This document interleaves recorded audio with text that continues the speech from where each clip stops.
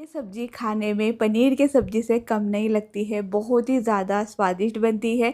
तो बेसन से हम इस तरह से सब्ज़ी बना सकते हैं। ये बेसन कतली की सब्ज़ी ना आपको बहुत ज़्यादा पसंद आएँगी। तो जब भी घर पर कोई सब्ज़ी ना हो और कुछ अच्छा खाने का मन हो तब मैं इसी सब्ज़ी को बनाती हूँ। तो चलिए किस तरह से बनाना है वो हम देखते हैं। तो बेसन कतली की सब्ज़ी के लिए हमें चाहिए 1 कप इतना बेसन। आप कोई भी कटोरी या कप से नाप के ले सकते हैं। तो 1 कप बेसन के लिए हमें मसाले ऐड करना है, तो सूखे मसाले ऐड कर देते हैं जिससे कतली स्वादिष्ट बने। तो 1 चम्मच नमक ऐड करना है, 1 चौथाई चम्मच हमें लाल मिर्च पाउडर लेना है, 1 चौथाई चम्मच हमें धनिया पाउडर, हल्दी पाउडर हमें थोड़ा कम ही ऐड करना है, 1 चौथाई चम्मच से कम हमें कसूरी मेथी ऐड करना है, 1 चम्मच हमने लिए है अजवाइन और चुटकी भर हमें हींग लेना है। और जिस कटोरी से नाप कर हमने बेसन लिया है ना, उसी कटोरी से हमें 1 कप इतना पानी लेना है। तो 1 कप बेसन ले रहे हैं तो 1 कप ही हमें पानी ऐड करना है, उससे ज़्यादा या कम पानी मत ऐड कीजिएगा, वरना बेसन कतली का जो टेक्सचर है ना वो ख़राब हो सकता है। तो देखिए इस तरह से हमने बेसन को भिगो लिया है और आप ना सेम टू सेम इसी तरह से कतली बना कर देखिएगा। तो देखिए अब कतली बनाने के लिए हमें पैन में ऐड करना है तेल। तो 1 चम्मच भरकर तेल ऐड कर रहे हैं। अदरक लहसुन का पेस्ट हमें 1 चौथाई चम्मच ऐड करना है, इससे स्वाद बहुत अच्छा आता है। इसे भूनने के बाद कटा हुआ हरा धनिया हमें ऐड करना है जिससे इसका फ्रेश फ्लेवर कतली में लगता है। और हमें बेसन ऐड करना है। अब हमें करना है गैस की फ्लेम मीडियम फ्लेम पर एक जैसे चलाते हुए हमें बेसन को भूनना है और इस तरह से इसके लम्स भी हमें निकालना है। बेसन जब तक पैन से छूटे ना तब तक हमें इसे कुक करना है। बस 2 से 3 मिनट में ही अच्छे से कुक होकर रेडी हो जाता है। तो बेसन ना इस टेक्सचर पर आ चुका है, पर आप देख सकते हैं हल्का हल्का चिपक रहा है। तो ये अभी पूरी तरह से हुआ नहीं है। ये जब पैन छोड़ देना तब ये अच्छे से होकर रेडी हो जाता है। बस 5 मिनट में ही ये अच्छे से होता है। तो आप देख सकते हैं इस टेक्सचर पे बेसन हो चुका है। तो अब हमें निकाल लेना है। आप कोई भी थाली या ट्रे को ग्रीस कर करना इस पर डाल सकते हैं। तो मैंने इस तरह से ट्रे को पहले तेल लगा लिया था और बेसन को हमें फैला देना है। आप चाहो तो कतली थोड़ी मोटी रख सकते हैं या पतली रख सकते हैं। पतली रखना है तो आप इसे थोड़ा सा पतला फैलाइएगा। तो अब हमने इसे ना इस तरह से फैला दिया है। तो इसे हमें पूरी तरह से ठंडा करना है और साथ ही ना हम सब्जी के लिए मसाला बनाकर रेडी करते हैं। ये सब्जी बनाने में बहुत ही ज़्यादा आसान है। तो एक मसाला हम बनाते हैं। तो देखिए 1 प्याज हमें ऐड करना है, एक छोटी कटी हुई प्याज ऐड कीजिएगा, 1 टमाटर हमें लेना है और अदरक लहसुन भी इसमें ऐड करना है। 8 से 10 लहसुन की कलियाँ, एक छोटा सा टुकड़ा अदरक का और धनिया पत्ते के डंठल हमने ऐड किए हैं। तो सब्जी के लिए धनिया तोड़ते समय जो डंठल बच जाते हैं उसे हमें सब्जी में ऐड करना है। तो इस तरह से हमने इसे पीस करना रेडी करना है। बिल्कुल महीन पीस कर हमने रेडी कर लिया है। और सब्जी बनाने के लिए एक दही का मसाला बनाना है। तो आधा कप दही में मैंने 2 चम्मच इतनी दूध की मलाई ऐड कर दी है। इससे ना सब्ज़ी क्रीमी बनती है और सेम टू सेम ना पनीर की सब्ज़ी जैसा टेस्ट आता है।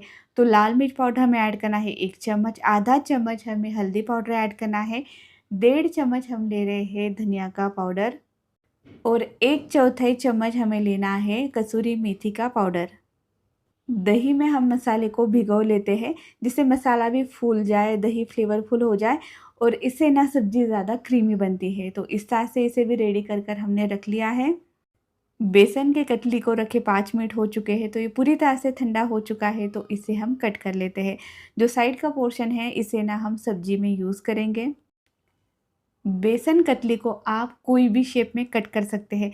तो अगर आपको पनीर शेप में कट करना है तो आप इस तरह से कट कीजिएगा या डायमंड या त्रिकोण शेप में भी हम कट कर सकते हैं। तो इस तरह से ना हमने बेसन कतली को कट कर लिया है। ये खाने में भी बहुत ज़्यादा टेस्टी लगती है। आप ज़्यादा बना कर ना इसे हल्का सा तेल में फ्राई कर कर भी खा सकते हैं। बेसन प्रोटीन से भरपूर रहता है तो ये सब्ज़ी ना आप ज़रूर बनाया कीजिए। तो देखिए इस तरह से हमने बेसन कतली को कट कर लिया है। सब्ज़ी बनाने के लिए समय नहीं है तो हम पहले से बेसन कतली बनाकर फ्रिज में स्टोर करके भी रख सकते हैं क्योंकि सब्ज़ी बहुत फटाफट से बनकर रेडी होती है और इस पोर्शन को हम सब्ज़ी में ऐड करेंगे।